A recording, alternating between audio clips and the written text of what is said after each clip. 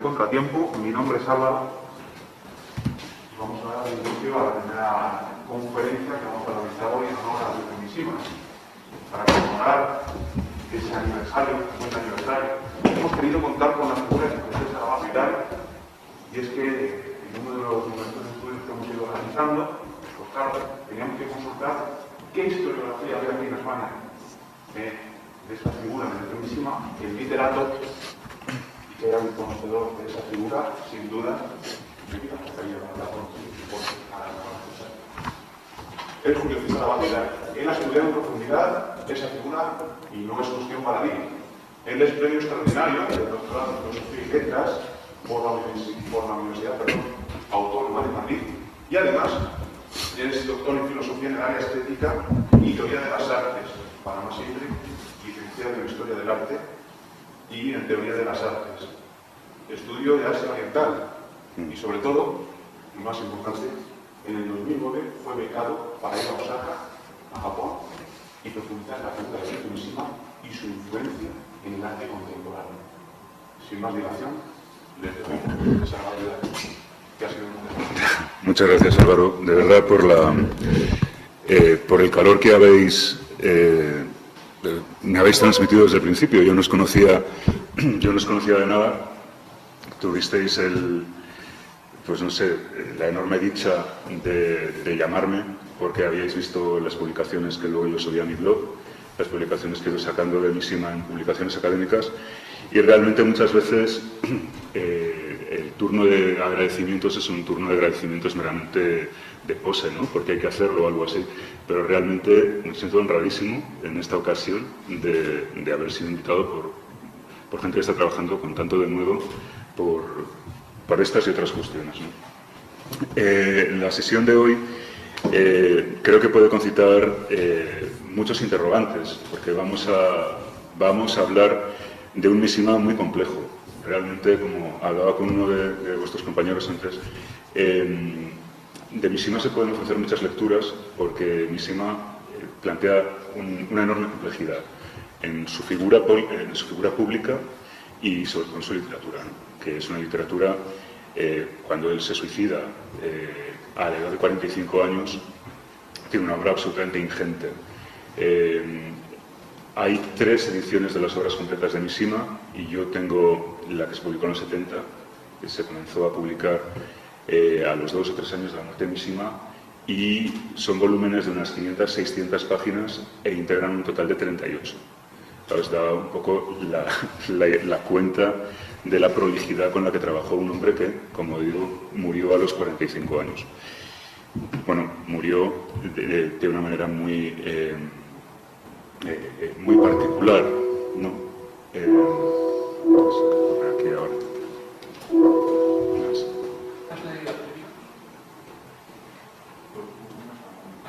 Ahora sí. Déjame probar si ahora sí. Perfecto, vale. Gracias. Bueno, como saben, han sido 50 años los que se han cumplido del pasado 25 de noviembre del suicidio de Mishima, del que nos vamos a ocupar en esta sesión y seguramente que a lo largo de toda la jornada, ¿no?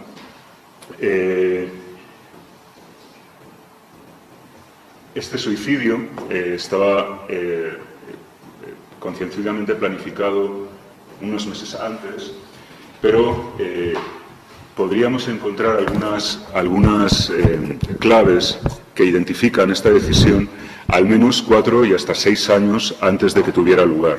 De modo que podríamos afirmar que, aun de un modo latente, Mishima ya lleva 5 o 6 años pensando en cómo va a acabar sus días.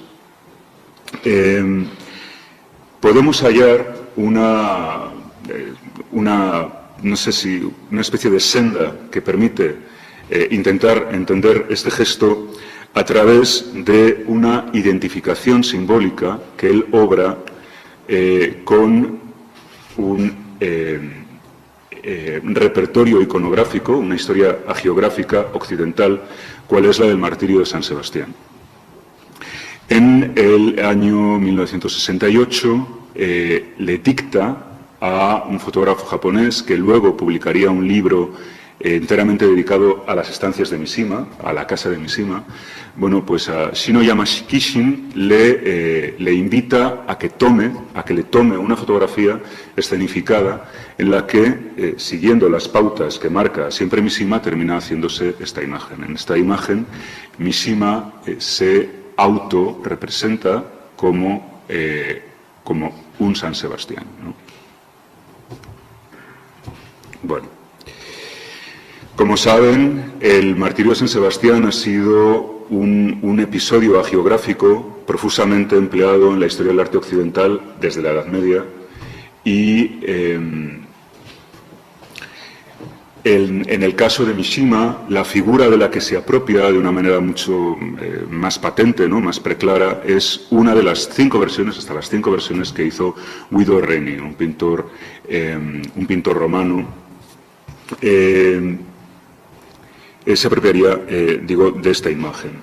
Pero Mishima ya estaba relacionado con el martirio de San Sebastián unos años antes. En el año 1910, como saben ustedes, Gabriele D'Annunzio, que es un poeta italiano, publica en francés una obra titulada El martirio de San Sebastián, que será adaptada musicalmente por Claude Debussy en una suerte de oratorio, ¿no? un oratorio extenso. Bueno, en el año 1966,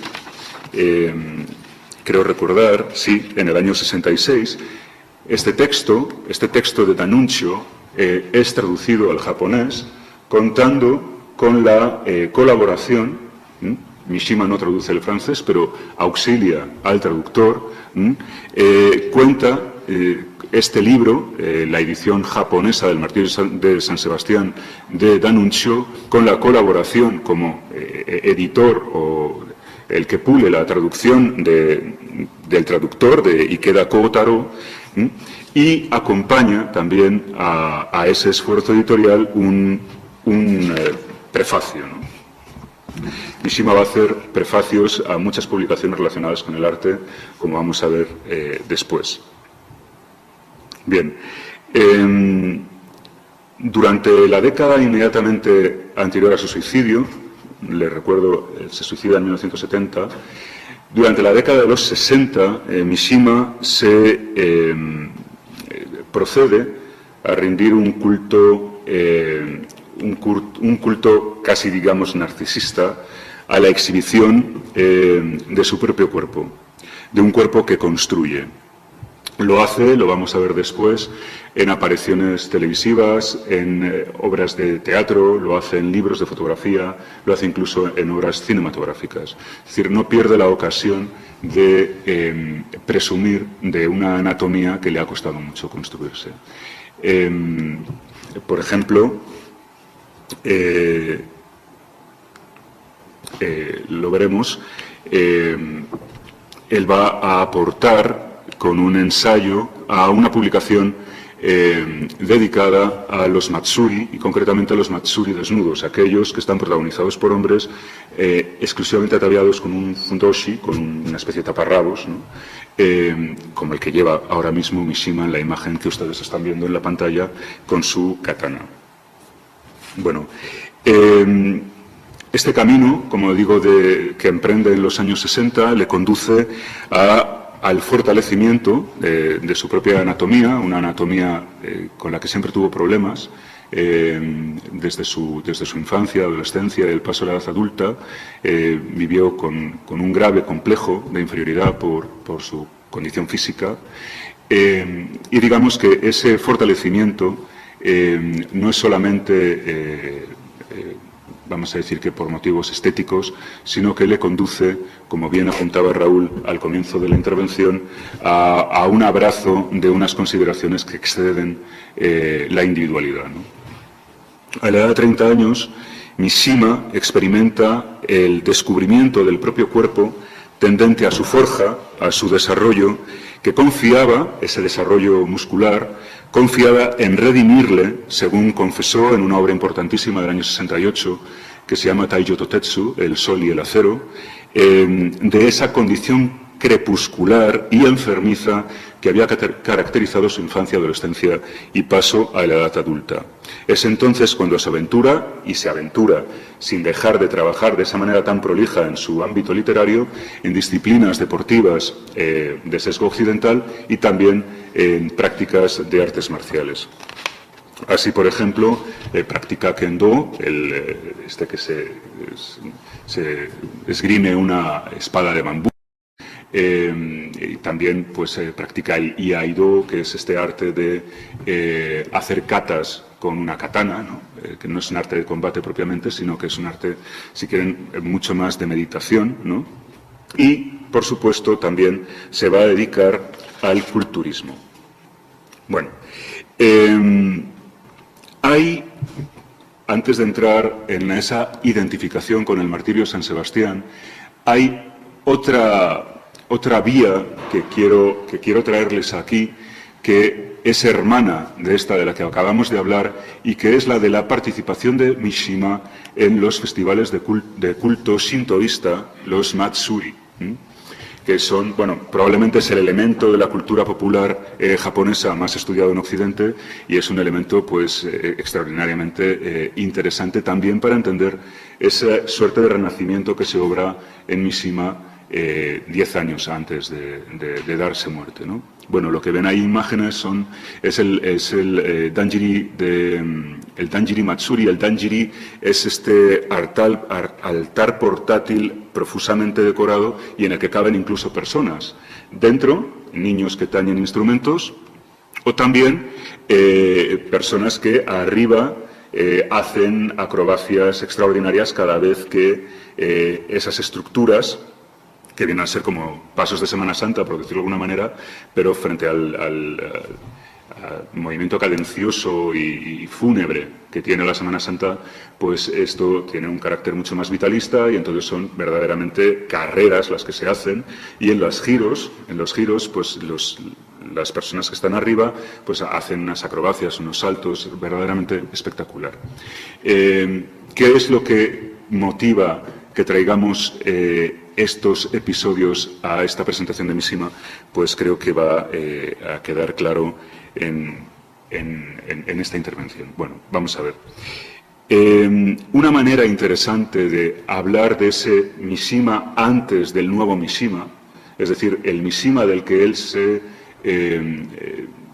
avergüenza, es el Mishima que no participa de los Matsuri.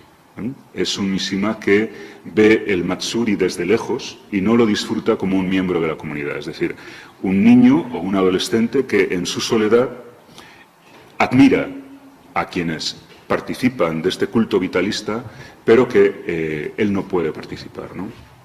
Y existen en su literatura importantes pasajes que nos hablan de ese disfrute clandestino, envidioso del Matsuri, antes de que él forme parte ya de la celebración vitalista que abrazará con su renacimiento, si quieren, corporal, que también es un renacimiento espiritual, ¿no? Bien, en Confesiones de una máscara, que es una obra fundamental en la obra de Mishima, escrita cuando tiene 22, 23 años, Confesiones de una máscara es una suerte de fabulación de su propia personalidad, ¿no? En la que nos habla de algunos aspectos latentes de su personalidad sobre los que luego trabajará, ¿no? Bueno, en Confesiones de una máscara, la abuela del enfermizo protagonista, y Mishima fue un niño enfermizo, pues la abuela del enfermizo protagonista consigue, parece ser que no solamente ese año, sino que viene haciéndolo anteriormente, consigue que esta procesión de los que participan en estos festivales de culto pase por la casa para que el niño lo vea desde la ventana. Pero en una ocasión las cosas se salen de madre y conducen a el autor de Confesiones de una máscara, vamos a decir que es un Mishima enmascarado que se desenmascara, por decirlo de alguna manera, aunque en ese desenmascaramiento también hay otro nuevo enmascaramiento, si quieren, son como capas de cebollas, pero capas un poco confusas que se solapan, ¿no? Bueno, pues como les digo, en esta ocasión que refiere específicamente en Confesiones de una máscara, habla Mishima de que esa acometida se sale de madre e irrumpen en el jardín de la residencia familiar destrozándolo todo a su paso. Es decir, que en lugar de llevar el cauce que tenía que llevar, ¿no?, por la calle, pues bueno, en esta jornada, si quieren, tan dionisíaca y tan excesiva, pues se salen de madre los porteadores de estos altares portátiles y terminan irrumpiendo en el jardín. Allí, un frenético tumulto vociferante es sentido por el protagonista de Confesiones de una máscara como, y cito, un lamento provocado por la cópula entre el hombre y la eternidad. Aunque, según sugiere el narrador, como les decía, la abuela había conseguido que la procesión sintoísta pasara cerquita de la casa para que el niño la viera en el pasado, este año es particularmente intenso por esta irrupción violenta de la que les hablo, ¿no? De un modo sorprendente y embriagado, los fieles irrumpen en el jardín de la residencia familiar, causando en su acometida destrozos en el jardín y un profundo desasosiego en el interior de este niño, ¿no?, que habla así. Se dieron el gusto de pisotear todas las plantas que había. Fue una verdadera orgía. Todo el jardín de la entrada, que yo me había hartado de ver tantas veces, quedó transformado en otro mundo. El altar portátil fue paseado por todos lados y los arbustos quedaron pisoteados y con las ramas tronchadas. Me resultaba difícil entender qué había ocurrido. Y prosigue. En medio de esta confusión solo hubo algo realmente vívido en mi retina, algo que me despertó y que me horrorizó, sumiendo mi corazón en una agonía absurda. Era la expresión de los rostros de los jóvenes que llevaban el altar sagrado, la expresión de la mayor promiscuidad y vulgar embriaguez que podían existir en el mundo. En una novela un tanto posterior, Ai no Kawaki, Sed de amor, la persona que va ahora a describirnos una experiencia con los Matsuri ya no es un niño enfermizo, sino que es una mujer reprimida sexualmente. Es una mujer que tiene a su esposo enfermo y que se ha enamorado en secreto de un joven de la localidad. De modo que ahora es otra persona pasiva la que nos va a describir el fervor que le queda ajeno, ¿no?, de los Matsuri, ese vitalismo. Bien, en esta ocasión, por ejemplo, se encuentra, ya no es un festival de verano como el que ocurría en Confesiones de una máscara, sino que este es un festival que se celebra una noche de un 10 de octubre. La noche de un 10 de octubre, en este festival, con un shishimai, con esta danza con la cabeza de un dragón, que es un elemento, perdón, de un león, que es un elemento del folclore chino que ha sido, como otros muchos, apropiado por el folclore japonés. Al alboroto de los vociferantes lugareños se suma el crepitar de diversas piras de bambúes que están quemándose y que de vez en cuando estallan, ¿no? Es decir, que esto es todo una especie de orgía de sorpresas auditivas, visuales, ¿no?, las que siente, las que experimenta esta mujer, ¿no? En la novela, el narrador vincula vitalidad con luminosidad y al hacerlo los identifica a sí mismo con cosas que son ajenas a ella misma, en esa máscara femenina que es Mishima escribiendo esta obra.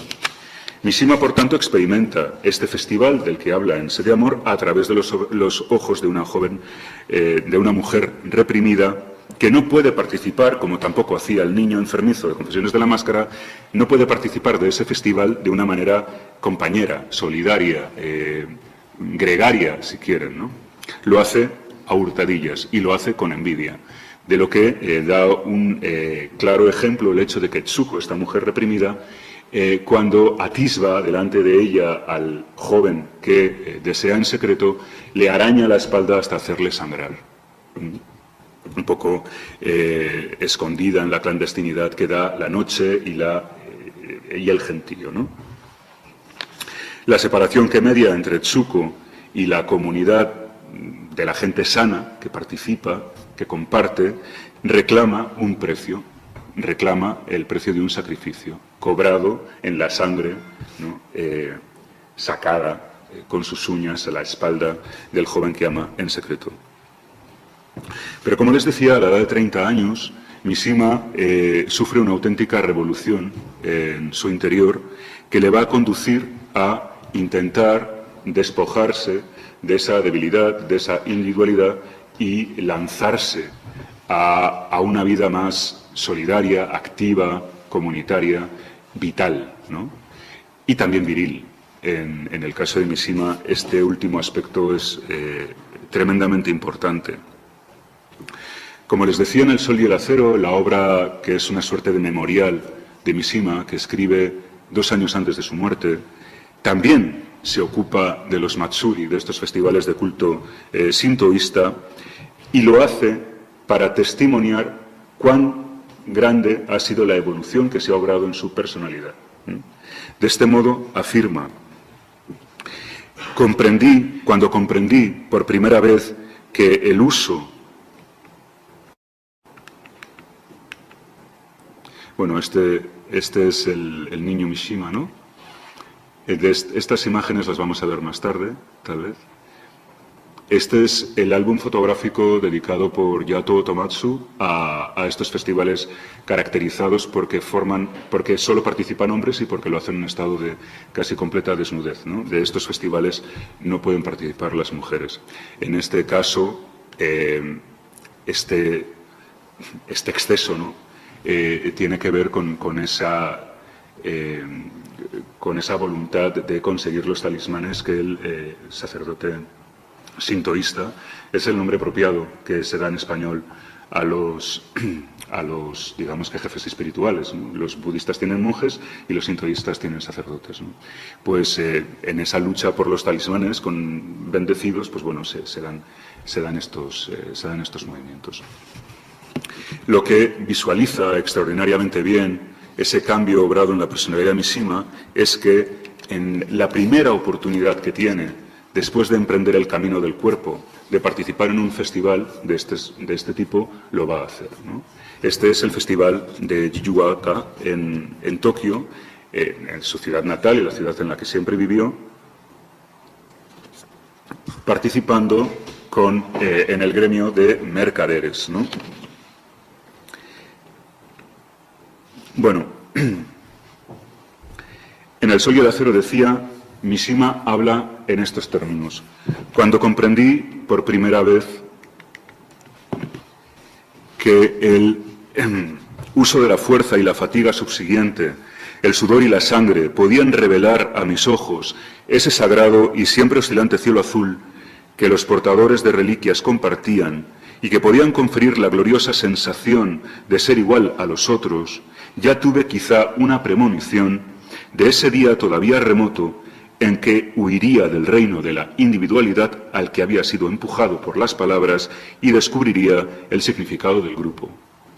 Esto está escrito 2 años antes de su muerte. El Matsuri, pues, o la participación en el primer Matsuri de Mishima, es pues el acontecimiento que, desde nuestro punto de vista, permite comprender a Mishima la profundidad de su aislamiento, del aislamiento en el que vivía anteriormente, y representa la imagen de la promesa benéfica de la comunidad en el momento en que Mishima decide atravesar las barreras que le recluían en el aislamiento, en la soledad, en la inacción, en la decadencia. Las narraciones aterradas o sibilenas aterradas, las del niño enfermizo, Sibilinas la Tetsuko, la mujer reprimida, en Confesiones de una máscara y Sol y Sed de amor, respectivamente, son anteriores a esta primera participación de Mishima en un festival, activamente, ¿no? Una participación que tuvo lugar el 19 de agosto de 1956, como les decía, en el Festival Estival de Kumano Jinja. Bueno, nuestro Vallejo Nájera, el único autor español que ha dedicado una monografía a Mishima hasta la recentísima publicación de la monografía de Palacios, que yo todavía no he podido leer, perdónenme, pues nuestro Vallejo Nájera, digo, que en una interesantísima aproximación a nuestro autor ha abundado en la penetración, con penetración en la relevancia que para el propio Mishima desempeñaría estamos plenamente de acuerdo con él, con el futuro, en el futuro, esta primera participación de Mishima en el Matsuri. Y así, a propósito de esta imagen que reproduce en la página 139 de la primera edición, a propósito de esta imagen, Vallejo Nájera dice que solo está Mishima, bueno, o que solo ha estado. Ahora el trabajo es ya no estarlo, ¿no? El trabajo de Mishima a partir de entonces es el de ya no estar solo. Bien. En Confesiones de una máscara, volvemos otra vez a este libro, que está escrito en primera persona y con una extraordinaria concomitancia con los aspectos biográficos del autor. El niño que protagoniza ese relato presenta una extraña afección de su condición física que se identifica con una autointoxicación. Una condición física que le va a enfermar con episodios críticos en determinados momentos de su primera existencia. Pero no solamente es eso lo que lastra su contacto con los otros. Es un niño, además, que está privado del contacto con otros niños. Vive recluido, por eso no participa activamente en un Matsuri. Lo hace desde la ventana, porque no tiene contacto con los niños. Bueno, cuando empieza a leer este niño, empieza también a tener sus autores privilegiados, ¿no?, predilectos, que son autores, pues, autores occidentales, finiseculares del siglo XIX, obviamente, como Oscar Wilde o Huysmans, el autor de A Rebours, el A Contrapelo, ¿no? En segundo lugar, manifiesta un extraordinario sentimiento de inferioridad que le conducirá a desear identificarse y, posteriormente, a desear poseer cuerpos viriles.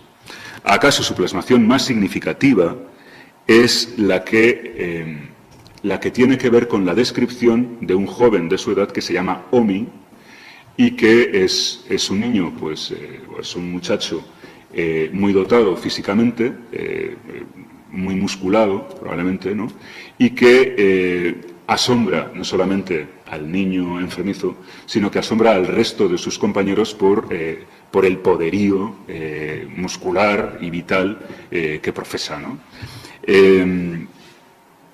Unos ejercicios gimnásticos, por ejemplo, conducen a todos sus compañeros de clase a exclamaciones admirativas por la juventud, la vida, la superioridad. Estas son las palabras del niño, ¿no? Y añade ese narrador que sus mismos compañeros se sentían abrumados por la, cito, sensación de exceso que está implícita en la vida, la sensación de violencia gratuita que solo se explica como una parte de la vida misma, la sensación de una exuberancia malhumorada por su misma indiferencia. Eso es lo que les admiraba y al mismo tiempo les aterraba de ese Omi, ¿no? La visión o la vista del cuerpo esforzado de Omi excita sexualmente al narrador, envenenándole con los celos, un poco como la Etsuko, la mujer reprimida de Sed de Amor. Ese cuerpo, postula el protagonista, se halla necesitado de una muerte súbita y violenta, lacerante y sacrificial, del mismo modo que lo siente el narrador de Confesiones de una máscara al término de este libro, cuando en un bar descubre a un pandillero con el torso desnudo, con una musculatura que él admira y que se excita, este narrador, imaginándose, cito, que una daga muy afilada se le clavara en el torso atravesándole la faja. De un modo muy lateral y muy apartado de las motivaciones de ese abrazo nostálgico del pasado japonés, de un modo muy natural, Mishima está hablando ya de lacerar un vientre, ¿no? En síntesis, Mishima pareciera construirse un cuerpo como los que ha deseado para poderlo destruir. A los 30 años, Mishima procede, como les decía, a ese resurgimiento, a esa suerte de renacimiento, a esa salida del capullo, ¿no? Es como una metamorfosis la que se obra en su personalidad y que le conduce a una odisea en pos de la construcción de un cuerpo viril y bello como los que admiraba en su infancia y adolescencia. Y lo va a hacer a través de dos instrumentos, como reza el título de su libro memorial, el sol y el acero, las pesas. Es decir, la acción benéfica salutífera del sol, el estar al aire libre, el dejarse ver frente a esos años de oscurantismo, de estar encerrado, y el acero, la forja de su musculada autonomía. El sol, por tanto, redime a Mishima de su conducción crepuscular, de ese romanticismo que identifica con autores como Novalis o como Yeats, y que considera común a una generación de escritores japoneses de los años 50, siendo, probablemente, el ejemplo más destacado, Dazai Osamu, quien es autor precisamente en el año 47, su obra más famosa es la novela titulada precisamente Shayou, el ocaso. Desde esa condición crepuscular, y sabemos además que Mishima, aunque no es explícito en este pasaje, Mishima sentía una gran animadversión hacia la figura de este escritor japonés. Un escritor japonés que se suicida a la edad de 38 años, arrojándose a un canal junto a la mujer con la que no puede tener una vida en común, ¿no? Bueno, Dazai es uno de los escritores japoneses que se suicidan que aparecerán en esta intervención, ¿no? De hecho, la reclusión doméstica que Mishima hubo de padecer durante su infancia y su juventud la describe de este modo en un poema a la edad de 15 años. Y la luz se derrama aún sobre los hombres que alaban la claridad. Yo rehuyo del sol y arrojo mi alma al abrigado foso. Esta manifestación expone la infrecuencia con la que Mishima recibía el abrazo salutífero de los rayos del sol, es decir, el estar fuera. En este sentido, y en un texto crucial para la trayectoria, me van a tener que perdonar, pero es que no termino de entender el arriba y abajo de esto, perdónenme, estamos todo el día.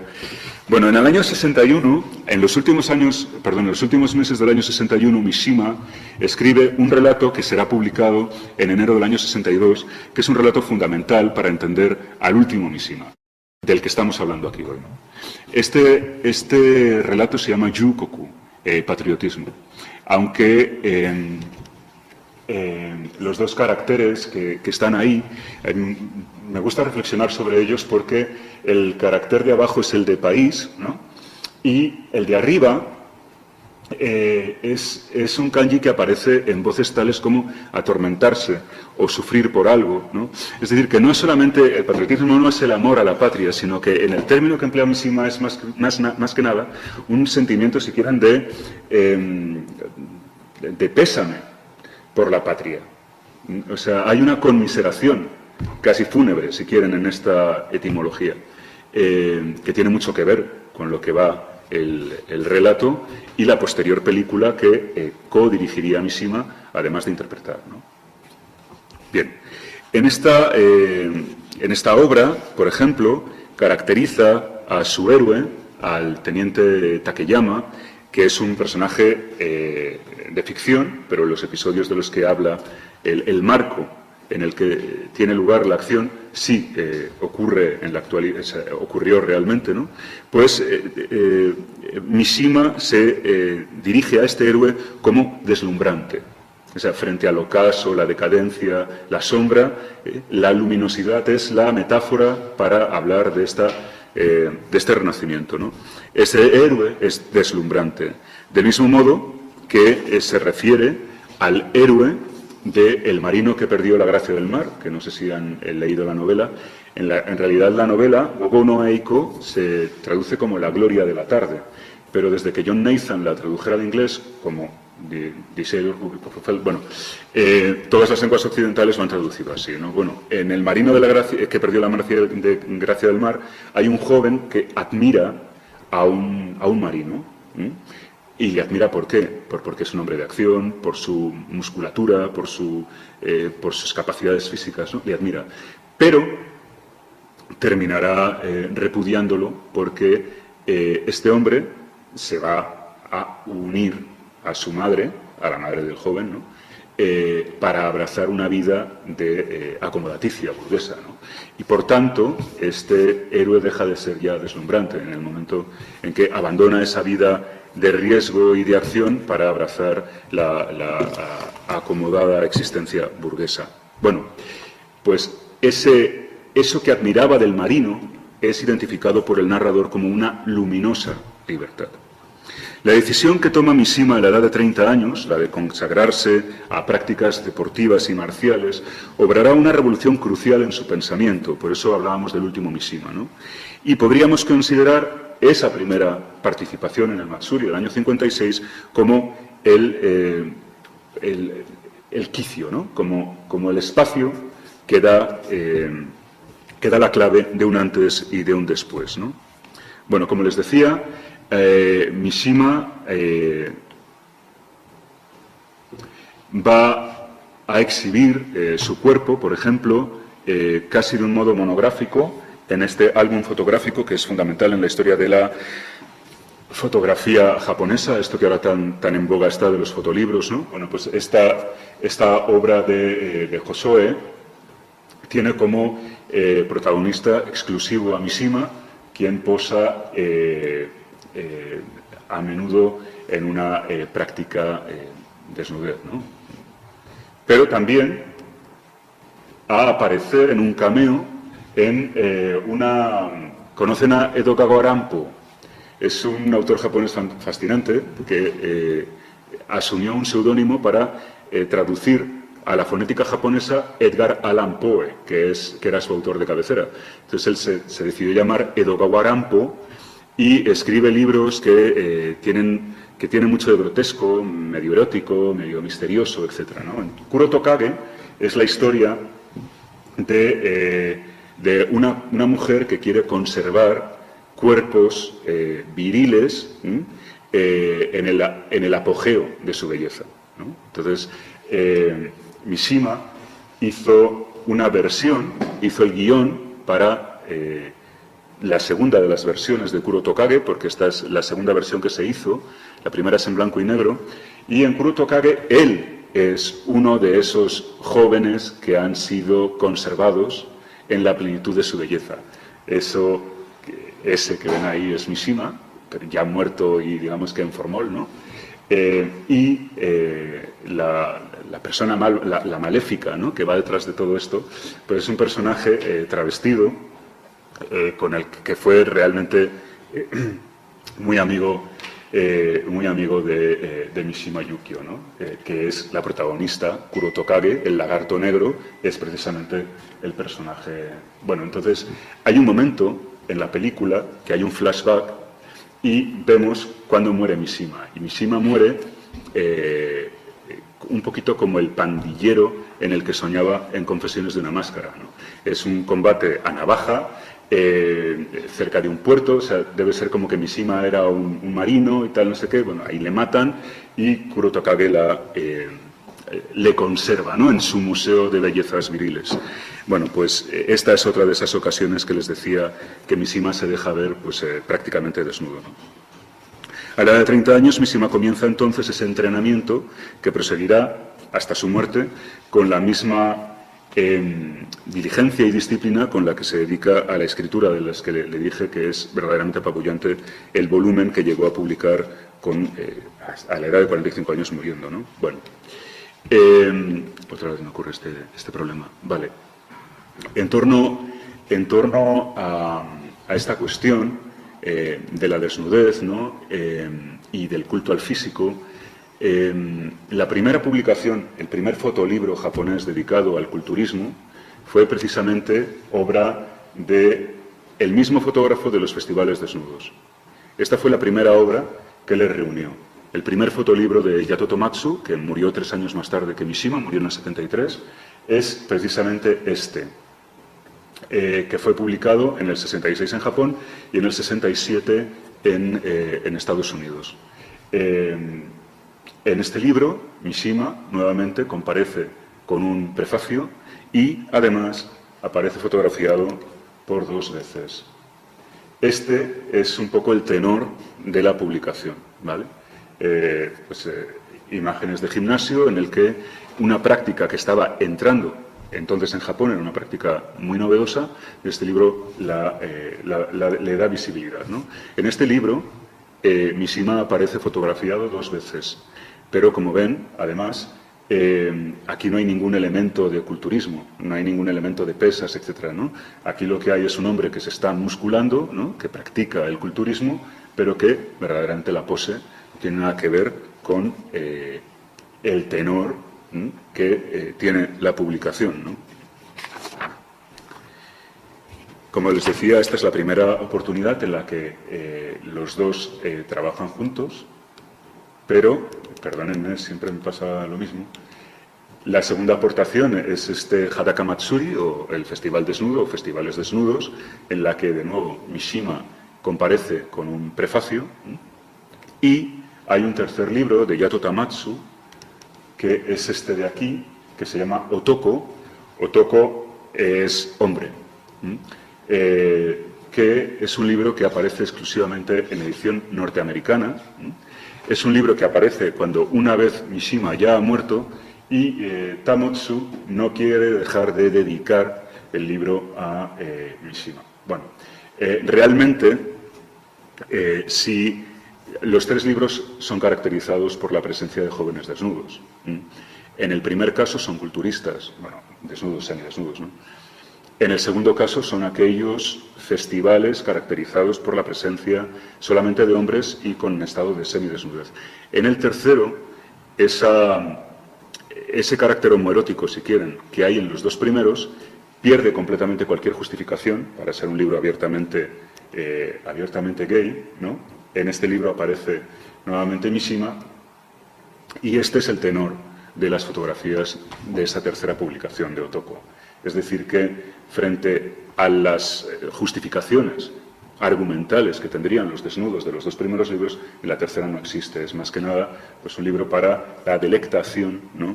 en estos cuerpos viriles. Como les digo, Tamotsu dedicó este libro a la memoria de Mishima. En el libro de los festivales, como les decía, Mishima comparece con un texto. Y en uno de sus párrafos finales, este libro es del año 68, el año del sol y el acero, por ejemplo, en uno de sus párrafos dice lo siguiente: en este álbum fotográfico, los hombres japoneses, quienes trabajan en el seno de una sociedad industrializada, esto tiene muchísimo que ver con la primera intervención de Raúl, quienes trabajan en el seno de una sociedad industrializada como trabajadores subcontratados u oficinistas, siquiera durante el día del festival, se desprenden de los usos de la vida cotidiana de nuestros días para abrazar las antiguas costumbres colectivas japonesas. En su heroica desnudez, apenas cubierta por un taparrabos, el fundoshi, recuperan para sí mismos la existencia viril marcada por el éxtasis, la intrepidez y la tragedia que caracterizaron al hombre primitivo. En esta experiencia tanto extraña en Confesiones de una máscara, en Sed de amor, como ya plenamente activa, en la que se abraza el gregarismo, el sentido de comunidad, encontramos una clave para entender a este último Mishima. El abrazo del propio cuerpo, es decir, el luchar contra el fantasma de la decrepitud que había oprimido a un Mishima acomplejado hasta el paso a la edad adulta. Ese abrazo va a ser también un abrazo del nacionalismo japonés, por cuanto es una identificación con una identidad compartida que le hermana con una comunidad frente a ese aislamiento, a ese oscurantismo que le había lastrado hasta el paso a la edad adulta. Todo ello, todo ese abrazo del cuerpo y de la comunidad le va a conducir a una transfiguración. ¿Se acuerdan cuando el niño hablaba del festival y de esos jóvenes vociferantes como que habían transfigurado el espacio de su casa, ¿no? Verdaderamente hay una transformación espiritual ahí, ¿no? Pues esa transfiguración de lo tangible, que es al mismo tiempo una huida de la cotidianeidad y un abrazo y una querencia. Este apetito de sublimidad, que lo es también de comunión viril, y a esto está dedicada precisamente la obra El sol y el acero del año 68, es la que le conducirá también en ese mismo año a la fundación del Tatenokai, de la Sociedad del Escudo. Ese escudo es un escudo simbólico, es el escudo que blindaría al emperador de un atentado, de un susceptible atentado de producirse. Ese es el escudo del título, ese tate que hay ahí. El sol, que es acción, es asimismo el motivo central del panteón sintoísta, la diosa Amaterasu. Por eso, en el poema, no es que el sol surja en Yamato, es que el sol nace en Yamato. Es el motor, ¿no? El motor de esta identificación nacionalista japonesa con el credo sintoísta, que es autóctono, ¿no? Hay, en su última literatura, en las últimas obras de Mishima, al igual que en las primeras, o en las de la primera etapa de Mishima, estaban protagonizados por niños o por mujeres que desean en secreto, los héroes del último Mishima sean héroes que abrazan esa causa común. Y esto lo ejemplifica muy bien no solamente el protagonista de patriotismo, sino el protagonista de la segunda de las partes que componen la tetralogía El mar de la fertilidad, que se llama Caballos desbocados. El héroe de esta novela se suicida también, se llama Isao, y cuando se va a suicidar habla del sol del siguiente modo: si la gente pudiera bañarse, afirma Isao, en sus rayos, lanzaría gritos de goce. Ese sol no es solamente un sol físico, sino que es un sol entendido como el motor, como el hilo que otorga identidad al pueblo japonés, ¿no? Ese mismo carácter deslumbrante, que hemos hablado ya muchas veces, que es también heroico, será el que el propio Mishima desea arrogarse cuando comete su seppuku. Una acción tan compleja, ¿no? Como su personalidad, y que nosotros consideramos extraordinariamente lejana del nihilismo con la que ha sido vista en muchas ocasiones por la bibliografía occidental. Perdón, era esta. Bien. Pero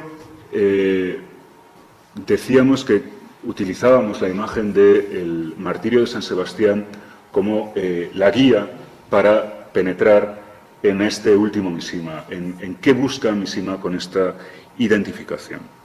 Como les decía, esta imagen está tomada por un fotógrafo muy connotado, tiene muchos libros de fotografía publicados, llamado Shinoyama Kishin, pero siempre de acuerdo con las pautas que le marca el propio Mishima. Un Mishima que se apropia, como habíamos visto, de una recreación del martirio de San Sebastián de Guido Reni. Bueno, la elección de esta pintura concreta del martirio de San Sebastián, en lugar de las miles que puede haber en otras pinacotecas, ¿no?, tiene nuevamente una vinculación con el primer Mishima. Y es que en Confesiones de una máscara, el narrador, ese trasunto de la personalidad de Mishima, confiesa que la primera vez que, y de un modo además autodidacta, lo cual manifiesta su desconocimiento de los jóvenes de su edad, ¿no?, o de los niños de su edad, la primera masturbación es la que hace deleitándose ante esta imagen. Dice así la descripción que hace en Confesiones de una máscara. El rostro estaba ligeramente alzado y los ojos abiertos de par en par. Contemplaban la gloria de los cielos con una profunda serenidad. En la superficie de su pecho saliente, del abdomen musculoso, de las caderas en torsión, no se vislumbraba sombra alguna de dolor. Flotaba, antes bien, una especie de placer, tenue como las notas de música melancólica. De no ser por las flechas clavadas profundamente hundidas en la axila izquierda y el costado derecho, se diría la figura de un atleta romano que descansaba de su fatiga apoyado en el árbol de un jardín bajo la luz delicada del ocaso. Bueno, el niño que protagoniza o que se desenmascara en esta obra, escrita por Mishima a la edad de 22-23 años, descubre en la sección occidental de la biblioteca de su padre, quien ha viajado al extranjero en ocasiones, un libro dedicado a la historia del arte, y descubre esta imagen. La primera vez que la ve, se excita, ¿no? Dice: mi juguete levantaba la cabeza hacia la muerte, la sangre y los cuerpos musculosos. Ese juguete es el falo, obviamente. Hasta el punto de proceder él mismo a dibujar escenas crueles para excitarse. esbozos que debe ocultar para que no le descubran en su casa. En esta crucial obra en prosa de Mishima, escrita, como les digo, a la edad de 22, 23 años, el narrador se ocupa de una representación de San Sebastián, de Guido Reni, la que tienen en la imagen, y que va a despertar su primera práctica onanista, provocando, por supuesto, su primera eyaculación consciente, ¿no? Una eyaculación a la que se refiere de un modo harto elocuente como una embriaguez llena de luz. Luego la luz como metáfora de aquello hacia lo que quiere tender, ¿no? Tan pronto citamos, tan pronto puse los ojos en ese cuadro, todo mi ser se estremeció bajo el impacto de una suerte de gozo pagano. Sentí arder la sangre y mi órgano mostró un impulso rebosante de ira. Esta parte de mi cuerpo, repentinamente agigantada y a punto de estallar, esperaba con una violencia inusitada a que la utilizara de una vez, y jadeaba maldiciendo mi ignorancia. Inconscientemente mis manos empezaron a moverse de una manera que nadie les había enseñado. Sentí señales de algo sombrío y refulgente que subía y subía, atacándome desde dentro. Y acto seguido, una corriente impetuosa, acompañada de una embriaguez llena de luz. El de San Sebastián es un cuerpo hermoso, habitado por la muerte, lacerado por una embestida violenta, como le ocurrirán a muchos héroes del último Mishima, ¿no? El narrador de Confesiones ha padecido desde niño una extraña enfermedad que le ha provocado estar apartado de los niños de su edad, a estar sobreprotegido por su abuela, que es una sobreprotección muy castradora, ¿no? Y por eso insiste en que nadie le ha enseñado cómo se hacen estas cosas, ¿no? Hay un momento en la vida de los chicos que es que prácticamente solo se habla de eso. Bueno, pues Mishima no tuvo ese contacto, lo manifiesta, o el narrador, a través de esa máscara, ¿no? Bien. La eliminación, bueno, lo que conduce el narrador de la obra de Mishima a excitarse ante la reproducción de la imagen pictórica de San Sebastián, descubierta en un libro de su padre, es interpretada como un deseo desestabilizador e ilegítimo, obviamente. La belleza que se desea, por tanto, debe ser destruida en el instante de su delectación, y el instante mismo de su destrucción hace de la contemplación algo tanto más placentero. La eliminación de la tentación que martiriza al que desea constituye el momento culminante del gozo de la fuente misma del tormento. Esta belleza ha de desaparecer. Ese mismo impulso, por cierto, es el que conduce a otro antihéroe de Mishima, que también está basado en algo que tuvo lugar de verdad, pero que ficcioniza un poco Mishima, que es el templo del pabellón de oro, el Kinkakuji, que efectivamente condujo a un perturbado a prender fuego a un pabellón que se encuentra en Kioto y que ha sido reconstruido, es el pabellón de oro, ¿no? Y que conduce, como digo, al antihéroe de esta novela, a Mizoguchi, un hombre tartamudo, acomplejado, etcétera, a quemar el pabellón de oro porque no puede soportar que exista tanta belleza en el mundo, ¿no? Condena a las cenizas al pabellón de oro de Ashikawa Yoshimitsu y como reconoce, ¿no?, al término de la novela, es porque le resulta insoportablemente hermosa e incompatible con su propia existencia. Es decir, el pabellón no puede existir en el mismo orden en el que yo habito. Por eso lo quema. La eliminación de la tentación que martiriza al que desea constituye el momento culminante del gozo de la fuente misma del tormento. Esa belleza ha de desaparecer, decíamos. En este sentido, podría recordarse que la delectación sádico homoerótica de precisamente el martirio de San Sebastián, de las imágenes del martirio de San Sebastián, ha sido puesta de manifiesto por diferentes autores, sin ir más lejos, por un psiquiatra llamado Magnus Hirschfeld, que el propio autor de Confesiones de una máscara conoce. Y en Confesiones de una máscara, así afirma el narrador: es una coincidencia interesante que Hirschfeld sitúe los cuadros de San Sebastián como los primeros entre las obras de arte que suelen complacer especialmente a los invertidos. Esa observación permite suponer que la inmensa mayoría de los casos de inversión, especialmente los de inversión congénita y los impulsos invertidos y sádicos, están inseparablemente relacionados. Esto es Mishima haciendo una síntesis de Hirschfeld. San Sebastián es, en definitiva, un cuerpo hermoso habitado por el dolor y amenazado ante la proximidad de la muerte. Y aunque lo cierto es que el martirio de las saetas no condujo a San Sebastián a su muerte, quien sepa, quien esté familiarizado con los relatos hagiográficos, sabrá, bueno, el más famoso de todos ellos es la leyenda dorada de la Voragine, ¿no? Bueno, pues este autor italiano, que es un dominico del siglo XIII, dice que a pesar de que San Sebastián recibió tantas flechas que pareció un erizo, no murió a consecuencia de estas flechas, sino que una vez recuperado tuvo incluso la valentía de afearle el comportamiento a los que le habían torturado, y ahí ya se decidió que fuera muerto por dilapidación, ¿no? San Sebastián, y esto es muy interesante, era un militar romano que decide contravenir una orden del emperador Diocleciano de matar a los cristianos. Es decir, es un militar que considera una orden injusta y es capaz de morir por ello, ¿no? Y creo que esta última identificación, de la que yo no he hablado mucho anteriormente, me ha saltado mientras preparaba esta intervención nuevamente, que parece una cuestión baladí o una capa más que se suma, pero que al hilo de los tiempos pues resulta, pues, yo creo que muy ilustrativa, ¿no? Creo que si estuviéramos en otro tiempo yo no hubiera caído en esta circunstancia. Son los tiempos los que me han conducido a esta lectura nuevamente, ¿no? Bueno, al alcanzar la treintena, como les decía, Mishima, estoy terminando, emprende un camino de conciliación con su propio cuerpo en un proceso de forja que alcanzará su cenit en su autodestrucción. Los protagonistas de varias de las obras escritas por Mishima en los últimos años de su vida, ese Mishima último del que hablábamos, los últimos 10 años de su vida, también son descritos, ¿no? Los cuerpos de estos héroes también son descritos con la misma delectación con la que se ocupaba en la descripción de los cuerpos viriles ese primer Mishima, ¿no?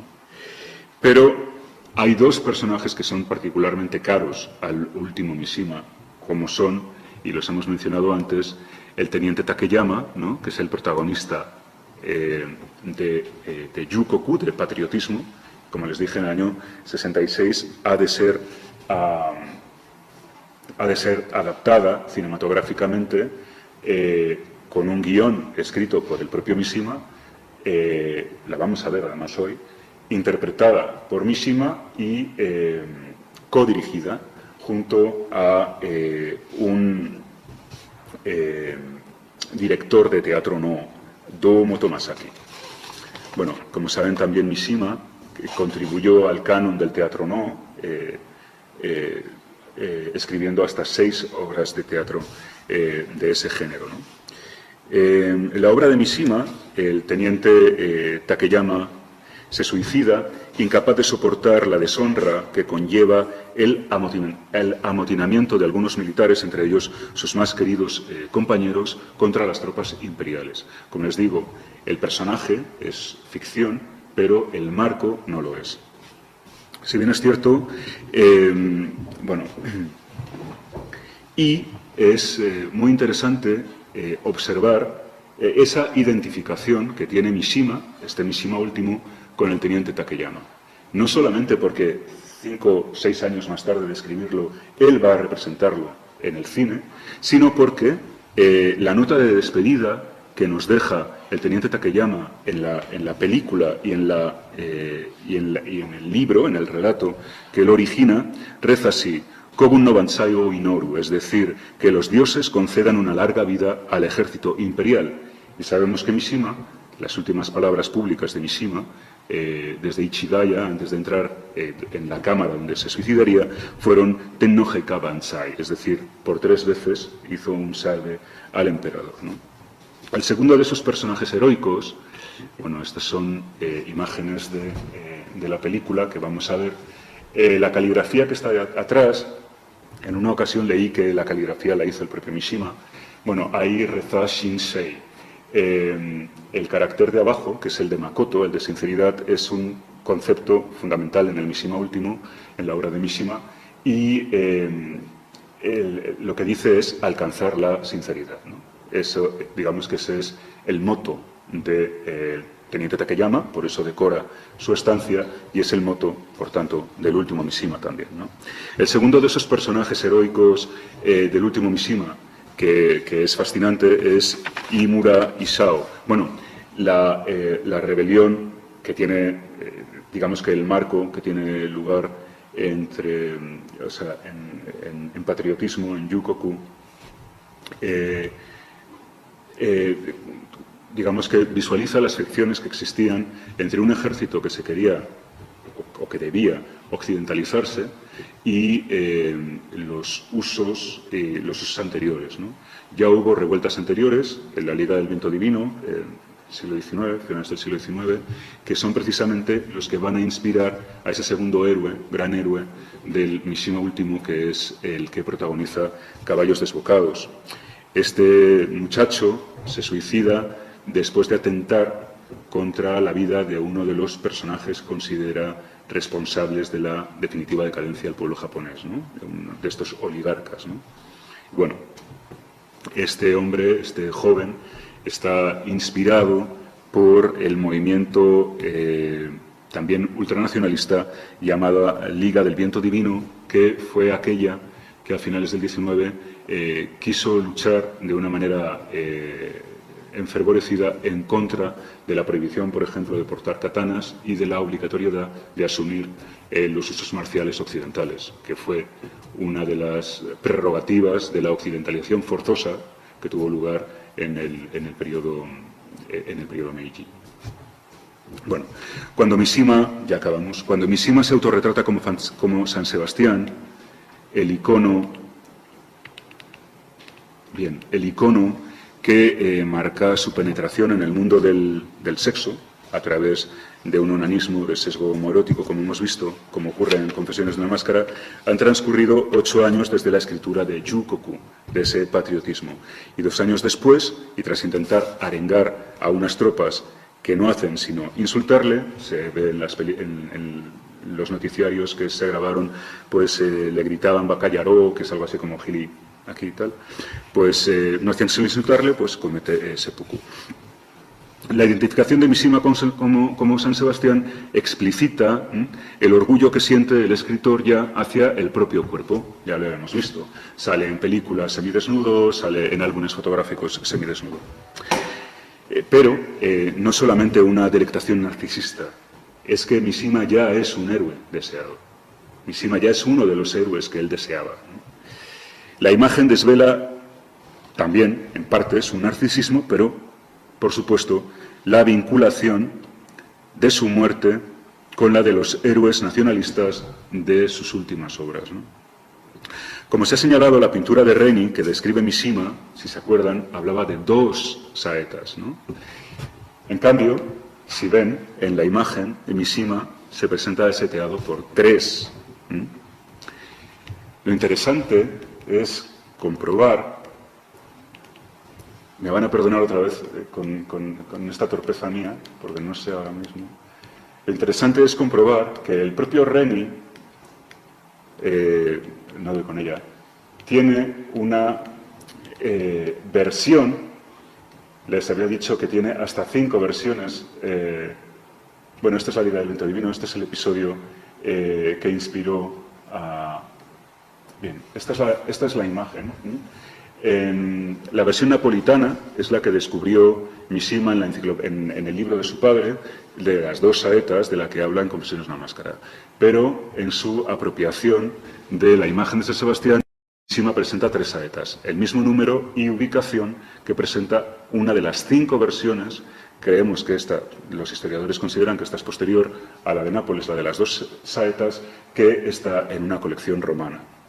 Bueno, lo interesante es la ubicación de esa tercera saeta. Esa tercera saeta está en el lugar exacto por donde penetra la daga que conduce a la muerte a Mishima unos años más tarde, 2 años más tarde. Bueno, esto no es un hallazgo mío, por supuesto que no lo es, pero lo que es interesante es que el padre de Mishima escribió un libro dedicado a su hijo, y en ese libro recuerda una conversación que mantuvo con el fotógrafo, con Shinoyama, con el fotógrafo, y ese fotógrafo le dice, hay un pasaje muy interesante, dice que de alguna manera intuyó que aquí se estaba ocultando algo, que en el momento en el que Mishima hace esta teatralización fotográfica, algo oscuro, definitivamente oscuro, él sintió algo definitivamente oscuro. Él dice, Nanika kurai yo kanga shinai de monakata. O sea, yo vi que ahí había una premonición oscura, algo pasaba ahí. Del mismo modo, Vallejo Nájera, autor de esta monografía del que les hablaba, la monografía es del año 78, dice que en la recreación misimiana de El martirio de San Sebastián se haya expresada simbólicamente una siniestra profecía, que son casi los mismos términos que utilizaba el fotógrafo japonés cuando habló con su padre, ¿no? En síntesis y a modo de conclusión, Mishima dedicó sus últimos 15 años de vida a forjarse para sí un cuerpo como los que deseaba en su adolescencia y primera juventud. El deseo y la muerte, que comulgaban en una pulsión de carácter sádico, se concentran en sí mismo, vindicando una causa mayor a su propia persona. Guerrero en una sociedad desarmada, Mishima se inflige seppuku tras una llamada de atención a una sociedad devorada desde dentro por una metamorfosis urgente y lamentada, sirviendo a un emperador que es ya una abstracción. Como saben, desde la proclamación el 1 de enero del año... desde la emisión radiofónica del 1 de enero del año 46, en la que se rompe el hilo que unía a los emperadores con la diosa Amaterasu, eso es lo que provoca la desaparición del antiguo Japón, las declaraciones en la radio de Hirohito diciendo el 1 de enero del año 46 que ese hilo se ha cortado. Bueno, pues ese emperador es ya una abstracción, es decir, ese emperador ya no es un símbolo de Dios. Eso es lo que ha ocurrido en Japón, con la Constitución firmada después de la Segunda Guerra Mundial, ¿no? Una categoría incompatible con la creencia de Mishima en la dignidad imperial, ¿no?, que supone emanada y que es además garante del mantenimiento de la cultura japonesa en sus términos esenciales, lo que se denomina como bunka gainen toshite no tenno, es decir, esta creencia en la ligazón espiritual entre el pueblo japonés y ese panteón sintoísta que es el que ha de guiar la cultura japonesa. De modo que Mishima se establece así, en su fantasía, en un mártir sacrificial que se sacrifica para dar testimonio de fe en una patria que ya no puede existir. Muchas gracias.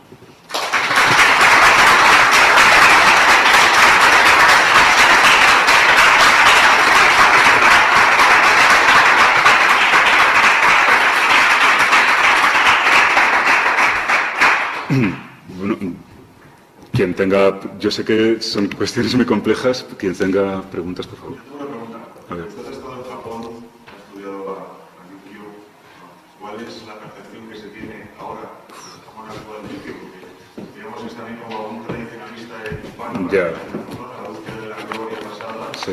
También me ha llamado mucho la atención eso que dice usted de que esa falta de virilidad es lo que llevó hacia esa homosexualidad, porque psiquiatras y psicólogos también señalan mucho como condición homosexual esa falta de virilidad o esa figura materna que está muy presente, como también se ha dicho en sus figuras de películas. ¿Cómo se ve en un Japón tan machista de alguna manera, ya me entiende usted, no de una manera negativa, sino tan heteropatriarcal, que son los conceptos actuales?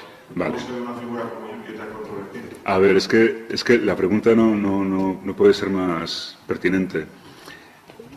Como me ha preguntado desde mi experiencia, yo le digo mi experiencia, ¿no? A mí me trataron como un príncipe cuando yo estuve en Japón. Me hice amigos. Yo no perdía la oportunidad. Bueno, nos tenían una disciplina de estudio brutal, pero yo no perdía la oportunidad de estar todo el día. Bueno, yo no dormía nada. Me pasaba como Mishima. Mishima escribió tanto porque dormía 3-4 horas al día. No hacía otra cosa. Entonces, yo me dedicaba a hablar con todo el mundo. Hacía de todo. Me metía en todas partes, ¿no? Porque uno quiere aprender, efectivamente, y tal. Y era curiosísimo porque todos los que me conocían, todos los que me preguntaban, sabían que yo estaba becado por una institución para emprender un estudio, ¿no? Porque yo iba con una beca para doctores para aprender un tema de estudio. Entonces yo cuando pedí la beca, para hacer el estudio de la fortuna crítica, o por decir la repercusión o influencia la influencia de Mishima en el arte contemporáneo japonés. Entonces, cuando yo hablaba con la gente y nos conocíamos, estaba todo perfecto, pero de repente me preguntaban, bueno, ¿y tú qué estás estudiando aquí? Entonces yo decía, pues, la influencia de Mishima en el arte contemporáneo japonés. Entonces me miraban a veces con una mezcla de estupor, de sorpresa, porque no se podían imaginar que una persona pues tan cándida, amable y tan divertida como yo pudiera estar interesado por alguien como Mishima. Y lo interesante es lo siguiente, Mishima se sigue leyendo, evidentemente, Mishima se sigue leyendo, porque es que, independientemente de que uno pueda o no abrazar los conceptos del primero, el segundo o el último Mishima, me da igual, lo que es cierto es que Mishima es un autor absolutamente portentoso. O sea, yo creo que la mejor novela de amor del siglo XX es la primera parte de la trilogía que se llama Nieve de Primavera. Para mí esa es la mejor novela de amor de la historia del siglo XX. Pero Mishima es un autor fundamental, pero verdaderamente. Ahora, ¿qué pasa? Que los japoneses siguen leyendo a Mishima, pero ocultan como debajo del felpudo al personaje Mishima. Es decir, que si de Mishima se habla, pues Mishima sigue siendo adaptado en cómics. O sea, yo incluso esta novela de amor que le digo, de la Nieve de Primavera, tengo una adaptación en manga para público femenino. O sea, se siguen haciendo obras de teatro de Mishima, se adaptan.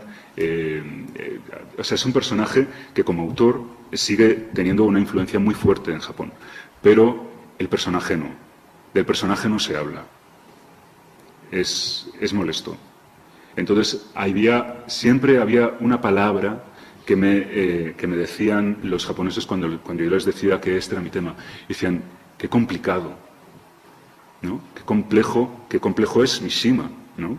Yo lo puedo leer, pero todo eso que hizo pues se mantiene en un tabú. ¿Por qué? Porque Mishima lo que hace también es visibilizar pues cosas de las que nadie quiere hablar ahora, ¿no? Entonces, ahora Japón es un mundo muy flower power, ¿no? Pues por eso el Takashi ¿no? El Warhol japonés y todo esto, ¿no? El Murakami, me refiero, pues digamos que lo que se llama el soft power, ¿no? O sea, ese Japón que Japón nos vende es un Japón súper amable, súper divertido, donde todo, vamos a ver, yo he conocido otras realidades de Japón y eso que yo estaba entre algodones, pero es que yo me salía un poquito de ahí y veía otras cosas, ¿no? Y hay, pues no sé, hay muchas tensiones en Japón a las que puede dar nombre Mishima y por eso de Mishima no se habla.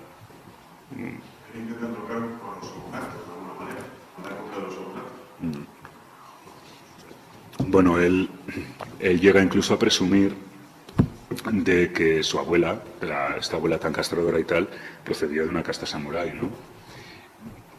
Evidentemente, él se identifica con ese pasado, ¿no? Y lo que es fascinante, por ejemplo, es que Mishima tenía una cultura apabullante. Precisamente porque su abuela le educó a la antigua, Mishima podía, digamos que un japonés normal tiene que conocer 2000 simbolitos, los kanji, ¿no? Para poder leer el periódico de una novela normal, pero simbolitos hay 50.000. Hay 50.000, ¿no? Y Mishima conocía muchísimos que ni siquiera se empleaban en la lengua cotidiana de Japón.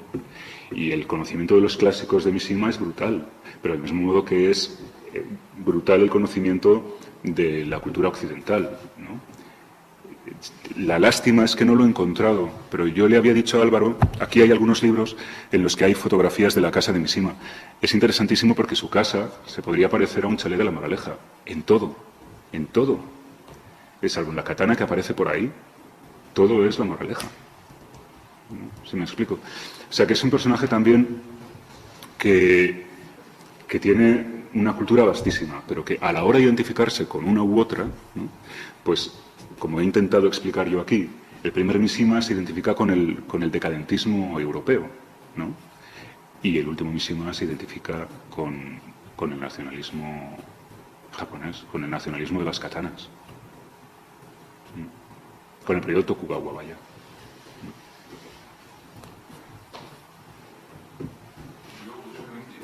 Una cuestión un poquito más trivial.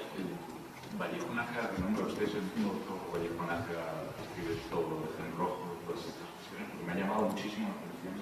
¿Y cómo se da el hilo entre Vallejo Nájera y la figura de Mishima? Si usted puede saber. No, lo que pasa es que Vallejo Nájera dedicó un libro entero a Mishima.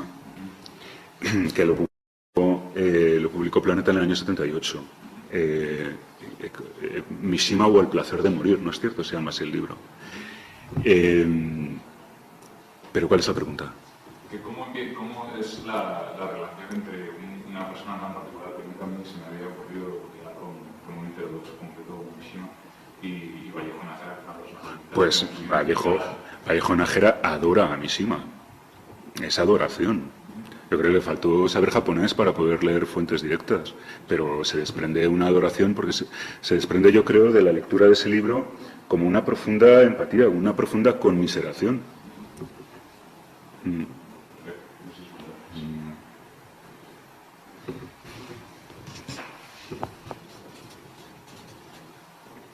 Sí. Quería preguntar acerca de, bueno, me he encontrado magníficamente el porqué de su ruptura con su cotidianidad a partir de cuando cumple 30 años, y también quería conocer no solamente el querer romper con su infancia tímida, enfermiza, sino que eso pudo tener también una participación en la guerra. Bueno, claro, a ver, ¿Cómo le marca eso? es que... Porque existe una participación reciente de Silvio Juan Palacios en una Sí, entrevista sí. sobre su nuevo libro, Sí. dice que digamos que es una redención su vida a partir de entonces. Es que, vamos a ver,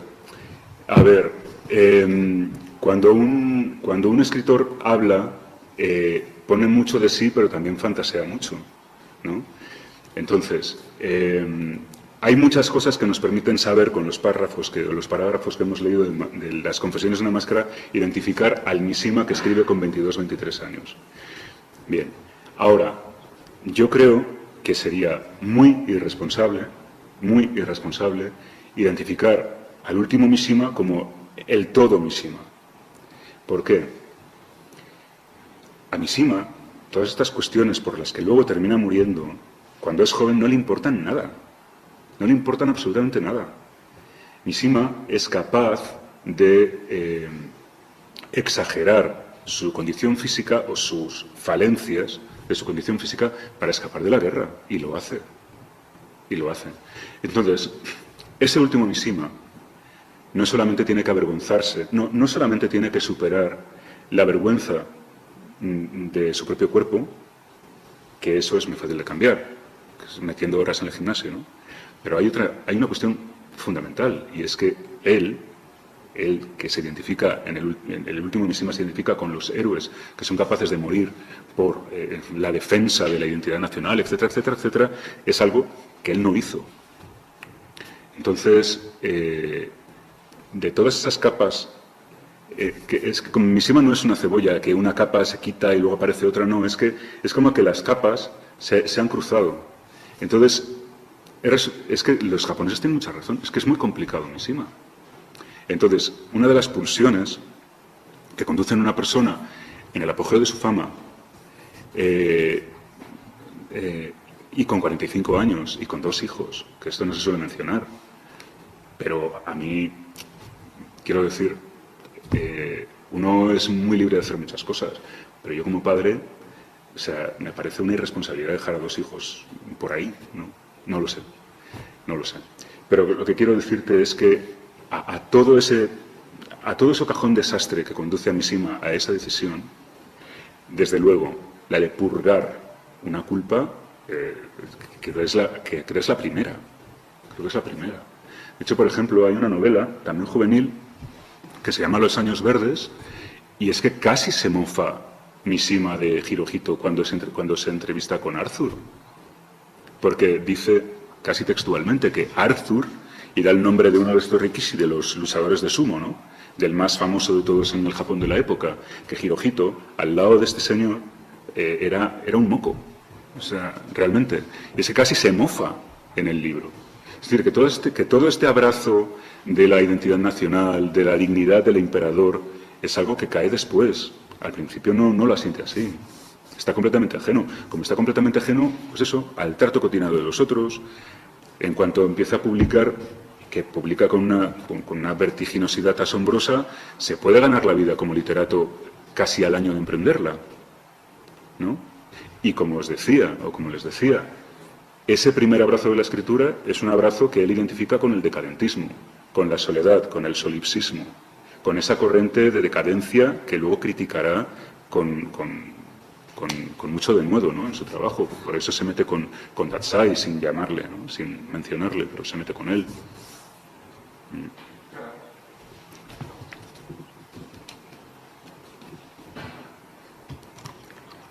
¿Algo más? Bueno, pues de verdad que muchísimas gracias. Estoy muy emocionado de haber venido hoy aquí a rendir nuestro pequeño trabajo para visibilizar a un autor que seguramente de esto se hablará hoy, pero ninguna institución, pues ni la Fundación Japón, ni Casa Asia, ni nadie está reclamando. Un poco contestando a tu pregunta también, ¿no?, de esa incomodidad de Mishima. A mí me parece bastante simbólico que estemos aquí porque no podemos estar en otro lado. Y muchísimas gracias por estar aquí, de verdad, me siento muy honrado, ¿eh?